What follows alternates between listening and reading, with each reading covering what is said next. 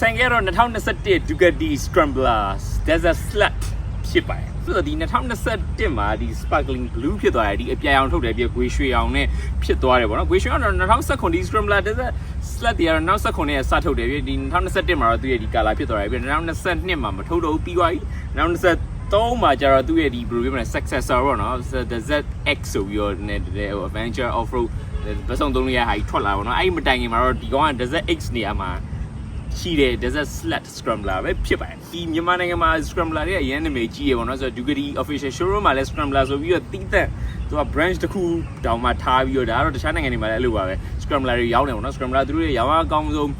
ဒီဘက်ခေတ်မှာတော့ရောင်းအကောင်းဆုံးဆိုင်ကေတွေမှာအမျိုးအစားတွေမှာတစ်စီးပါတယ်ဆိုတော့ Scrambler ရဲ့တော်တော်စိတ်ဝင်စားဖို့ကောင်းပါတယ်အကြောင်းကျွန်တော်ဒီနေ့ဒီ Scrambler အကြောင်းရှင်းပြမှာဖြစ်ပါတယ်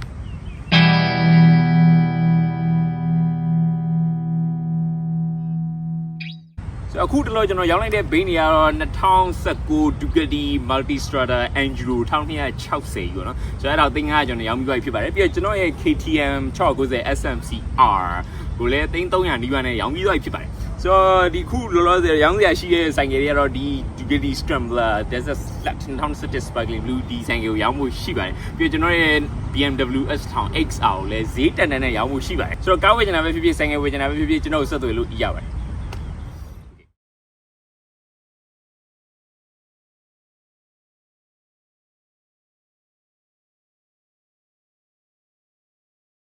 ဒီ Scrambler ကတော့2019နဲ့တည်တဲ့အတိုင်းပဲပေါ့နော်ဆိုတော့ Scrambler မှာလည်းပြတ်ပြတ်အများကြီးပဲကျွန်တော်သိတော့ icon ရှိရယ်ပြီး night shift ဆိုတာရှိရယ်ပြီး full throttle ဆိုတာရှိရယ်နော်တကယ် sporty အဖြစ်ဆုံးပေါ့နော်ပြီးတော့ဒီနည်းနည်းဟို sport ခွေနဲ့ urban enduro လား urban enduro လားအဲ့ကောင်ရှိတယ်ပြီးတော့အခုဒီ off road အစံဆုံးပေါ့နော်adventure အစံဆုံး off road အစံဆုံး desert slut ဆိုတာရှိရယ်ဆိုတော့အဲ့ဒါရင်းနဲ့ပဲတော့ Ducati မှာ adventure နည်းနည်းဟို multistrada ကလည်းအရင် adventure မဖြစ်ဘူးလေဆိုတော့အဲ့မှာဒီ Scrambler ဆိုရရှိကို19နဲ့ပြီးတော့ Multistrada မှာလည်း Enduro ဆိုရရှိကို19နဲ့ရှိရဆိုတော့အဲ့ဒါ Ducati မှာအဲ့ဒါပဲရှိသေးတယ်အဲ့တုန်းကပေါ့နော်ပြီးတော့2023နှစ်ကျော်3ကျမှ Desert X ဆိုပြီးတော့ပေါ်လာပြီးတော့ Adventure ဖြစ်သွားပါတော့အဲ့မှာဒီကောင်ဖြတ်လိုက်တယ်ဆိုတော့ဒါက 2021ခုနှစ်က Desert X လို့ပြောလို့ရတယ်ဒါတော့ဆိုတော့ engine ကတော့ Scrambler ဆရာကြီးတွေလည်းညီမတွေကအများကြီးရှိပါတယ်ကျွန်တော်တို့ Scrambler ဟိုဘယ်လိုပြောမလဲအခုကျွန်တော်စီးနေကီလို1000လောက်တော့ရှိသွားပြီပေါ့နော် Classic ဆိုင်ကယ်တစ်စီးလို့တော့ပြောလို့ရတယ် Easy Stroke ထူထူသိမ့်မရှိဘူးသူကဒီ engine air cool ပဲမြင်းကောင်ကြီးလည်းဘယ်လိုပြောမလဲ800ဒီကောင်က800cc ဖြစ်ပြီးမြင်းကောင်ကြီးကအရင်ဘယ်လိုပြောမလဲများရကောင်တော့မဟုတ်ဘူးပေါ့နော်ခွန်မြင်းကောင်85ဆိုတော့ကျွန်တော် KTM ထက်နည်းနည်းလေးပဲပုံများတယ်နည်းနည်းလေးပဲဆိုတော့ပြောရင်တော့ enough power ပါပဲဆိုတော့သူရဲ့ဒီပြိုင်ပွဲတွေမှာလည်း Trump Scrambler 900ဆိုလဲသူက engine 900ဒီထက်အောင်ကြီးသေးတယ်ဒါပေမဲ့မြင်းကောင်ကြီးကတလောက်ပဲဆိုတော့အဲ့လိုပေါ့နော်ပြီးတော့ BMW မှာဆိုရင်တော့ Scrambler BMW ကြောက်ကျွန်တော်ကြည့်ဒီကောင်နဲ့ပြိုင်မဲ့က Scrambler ထက်ကို Urban GS ကပို့ပြီးတော့ပြိုင်မဲ့ဖြစ်လိမ့်မယ်ဘာလို့လဲ short bar suspension travel တွေ Urban GS လောက်ကိုဒီကောင်ပေါ်ရတယ်US Scrambler ထက်ကိုသွားတာဒီရှိကိုရဒီကောင်ရှိကိုရ19ဒီခုနပြောတဲ့ Scrambler တွေ Ducati Scrambler တွေမှာရှိကိုရ18တွေ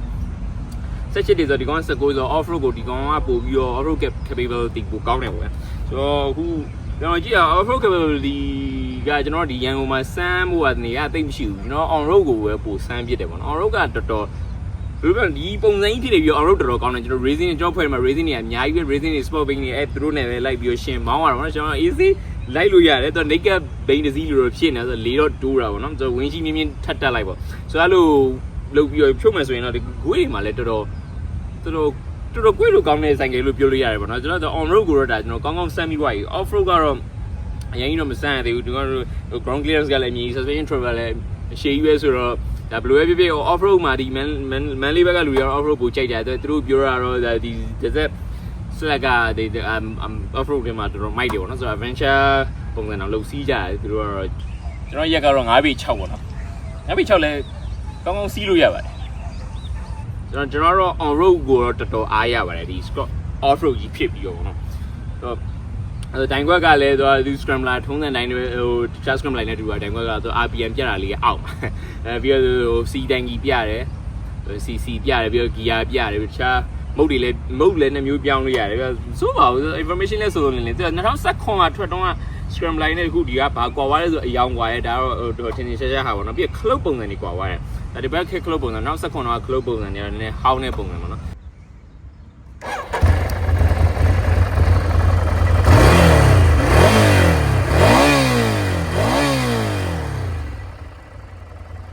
ဟုတ်တယ်ဗတ်မှန်ကတော့ကျွန်တော်အဝိုင်းလေးတက်ထားပါတော့အဲ့ဒီ tram scrambler တွေကဗတ်မှန်အဝိုင်းလေးလေအဲ့အဝိုင်းလေးကြာသူကဒီသူ original ဗတ်မှန်အချွန်လေးပဲဆိုတော့ scrambler အမှန်နဲ့အဝိုင်းဆိုအခုလောဆယ် tram scrambler တွေမှာ scrambler 400 8C ဆိုရရှိရဲအဲ့ကောင် design ကိုတော်တော်ကြိုက်နေအဲ့ကောင်ဆိုတော့ဒီမှာဗတ်မှန်အဝိုင်းလေးနေဆိုတော့အမှ tram ဗတ်မှန်လေးကျွန်တော်ကြိုက်လို့ဒါအဝိုင်းပြောင်းတက်ထားဖြစ်ပါတယ်ဒီ scrambler ကိုစိတ်ဝင်စားရင်တော့ကျွန်တော်ဒီဆက်သွယ်လို့ရရပါတော့ဆိုဝယ်လို့ရပါတယ်ဆိုကျွန်တော်လည်းဒီဆိုင်ကယ်ကိုပြန်ရောင်းမယ်ပေါ့နော်ဒါကျွန်တော်ဘာလို့ပြန်ရောင်းလဲဆိုတော့ပြောရရင်တော့ဒီကျွန်တော်ရန်ကုန်မှာ off road ကဘယ်လိုပြောတိတ်မရှိဘူးဗျာတကူတကတော့မသွားဖြစ်ဘူးမသွားဖြစ်တော့ဒီ on road မှာတော့ကျွန်တော်ကောင်းကောင်းဆင်းခဲ့ဒီကောင် on road ကတော့တကယ်မိုက်တယ်လမ်းကောင်းရင်တကယ် sport bane တစ်စီးလို့ဖြို့လို့ရရတယ် horsepower ကဘယ်လိုပြောမလဲအရင်မများဘူးရင်မများပဲမဲ့ horsepower 80ကျော်ဆိုတာလည်း Yamaha R7 နဲ့အတူလောက်ရှိရလေဆိုတော့ horsepower နည်းလို့ပြောလို့မရပါဘူး okay တော့ဒါ on road မှာတော့ကျွန်တော်ဒီဆိုင်ငယ်နဲ့ကျွန်တော်ဒီ cornering နေမှာတော်တော် speed တော်တော်မြန်မြန်နဲ့꿰ပြီးညင်တာတော့ကျွန်တော်ဒါတော်တော်ကြိုက်တယ်ပေါ့နော်ကဲတော့ဒီဟာအကြောင်းကောင်းကောင်းသိသွားပြီလို့ထင်ပါတယ်ကဲစုံထိကြည့်ပြီလို့အများကြီးကျေးဇူးတင်ပါတယ်ဒါပါပဲ